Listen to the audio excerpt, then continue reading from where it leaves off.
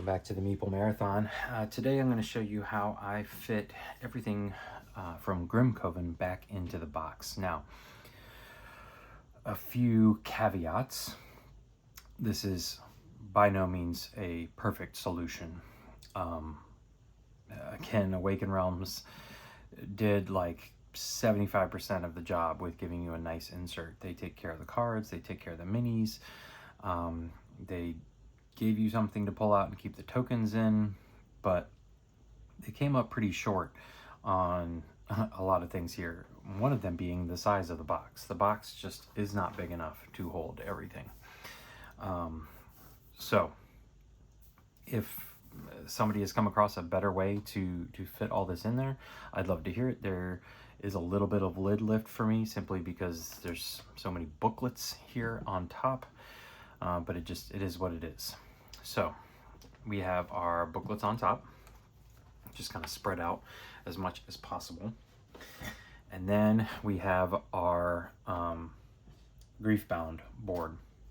If this was all that was in there, we'd be pretty close to being leveled off. One thing I do have in here extra is the components for the personal quests. This was an expansion that I did not want to have to keep in the box and have to keep pulling that box out. It's really just these booklets, and then the cards fit down with the other cards. So you could also have this first in this tray. This is just how I packed it away this time. All right, up here on top, I kind of have, again, these personal booklets. They're flipped over so that there's 3 with the staples here and 3 with the staples here. They do come with little bookmarks that kind of get in the way, but they gave them to me, so I'm using them. And then I have these. I need to get some more baggies this size. These are the 2 boards along with the deputy boards for all the players, all the heroes. And then these are all of the scenario, whatever, trays, monster boards, Griefbound boards. There's like 5 for every character, so there's a ton of these. These actually take up a lot of room. And in my review video, I'm going to discuss why I'm not a fan of these. But anyways, here we have the bulk of this upper tray. Is just a big tray. You can see it's decently thick and holds all of the cardboard stuff pretty easily, but it's all just kind of thrown in there. So what I have done is stacked all of the hero boards, the character boards here on this side. And I did actually, normally I spread them out back and forth to keep them level, but I decided to put all of the health dials on one side. That way there's actually more room at this end to fit some stuff. So you'll notice that like this was down here in this corner and that one was up there. So that's pretty straightforward. There's nothing beneath these. The 4 main characters are already in their boards, so they don't take up any extra space. And then this is the only map tile that is this size. Bigger than all the rest. It's just sitting on top with these other things. And this is the deputy board that if you're playing solo and you need to have a deputy, you put this on. It's got slightly different stuff there to play as the deputy.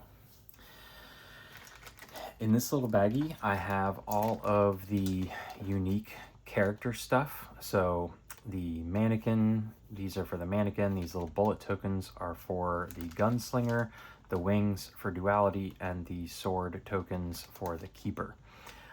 Just in a little baggie. They didn't really go anywhere else, as well as the standees for the when it's the boss stage. They have nice little markers that say, all right, this is what you do first, second, third, fourth, and fifth, as well as the first player marker. So there we go. The rest of this is just taking all of the map tiles and dividing them up into their like-sized pieces. So there's no other piece like this, so I put that with this size piece. And then these are the big ones. So here's the biggest ones on the bottom. Then I took the next biggest ones and kind of plopped them over here. I also took all of the singles. All right, so this is all of the single hex tiles. Put them over here in the corner. And then we just kind of, you know, stacked them up here as best we could, keeping them level. Those kind of sat like that, and those kind of sat like that. I guess I could, you know, put a couple of these singles right here. There we go. And keep it nice and level. So that's all there is to it. Again, that creates this one little space right here that allows me to put things like this, and put these over here actually. Here and here. One thing I did find is that putting the player boards in this way, where the tops of the player boards were up against the edge of the box, gave me a little bit more room to maneuver, because there's so many big carve outs here, using that space. Anyways, this is the main area that people are going to struggle with, is getting everything into here. So here again, player boards just stacked on top of each other. The large map tile, we just went through how to get the rest of the map tiles in there. And then we're going to take these and we're going to put this one like this. And we're going to put this one like that. This on top of here. So at this point, we're kind of level with the top of the board. If you have the personal stories, I've been kind of tucking them under here like so. And then the grief bound board on top, and all of the booklets. What is under here should be very straightforward. This is the tray for the miniatures. I've been able to fit in here these teeny tiny little lament trackers, as well as the lament riffs. All right, the flags for you know, what stage you're on, what step of the boss stage. The treasure tokens, which even if you have the 3D terrain, you're still going to need, because the treasure tokens are just a placeholder. You're still going to have to flip these over and see what you earned, as well as the rubber things to determine your player color, and then the 4 large grief bound dice, just kind of tucked around there as best as I can, to make room for these guys to lay flat on top. So yeah, there we go. So this one should be pretty straightforward as well, except for what I was able to fit in there. Then down here, again, more of this is, again, pretty straightforward. The cards all have card dividers. Right now, I have my personal story cards, the ones I can unlock here.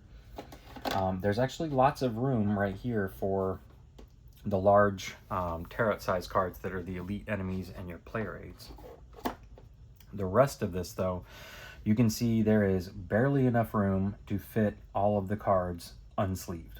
So if you were planning on sleeving your cards, you're going to need to utilize that box that the card sleeves come in to store some of them. One thing I did figure out as I was unboxing that was not clear during just unboxing it and putting it back in is that there are many cards that are specific to various grief bound. So like the Undead General has the banner cards. That comes up pretty quickly if you play the tutorial. But then there were these disease cards that I was like, well, these don't look like they go with anybody specifically. Where are they? At the front here? But then I looked at them and I realized, wait, that is the Graveyard Dragon. This doesn't match up with any of the rest, but the Graveyard Dragon has a special mechanic where he can inflict you with those disease cards. So at first I thought they had maybe missed out on some dividers, but that's not true. Everything has a divider. Everything has a place to be behind a divider. It works well if you're not sleeving your cards. If you're sleeving your cards, though, you're in trouble. This holds the dice. The dice come in there. There's no reason to change that out. And the last thing is this token tray here that holds everything. And really the biggest thing to point out here is that these two slots are meant to hold these level trackers. So there are cutouts right here to hold these large level trackers for the Griefbound. It doesn't matter, they can go either way. And then this L-shaped area is for the elite enemies level trackers. And there's a lot more of these. I was able to fit the shield tokens in and just kind of spread them out. So they're, you know, have a nice flat area for these to sit on, and everything seems to fit in there just fine. I say that, now I can't get them back in. There you go. Other than that, everything else has its own unique spot, except these two little quest tokens. I have yet to come across who uses these, but these are the markers for the players and universal markers for marking everything else. But that's it. You know, like I said, from here up, they do a great job. You know, it's pretty common practice to not have to give you enough room to sleeve your cards, unless it's like a deck builder or something like that. But yeah, from here and then the miniature tray above it, everything was fine. It's just that last big tray that they're like, all right, throw everything else you got in the box into this. Now, a few things that you did not see, which I don't have to store, are the landmark tokens and the companion tokens. I have those two expansions.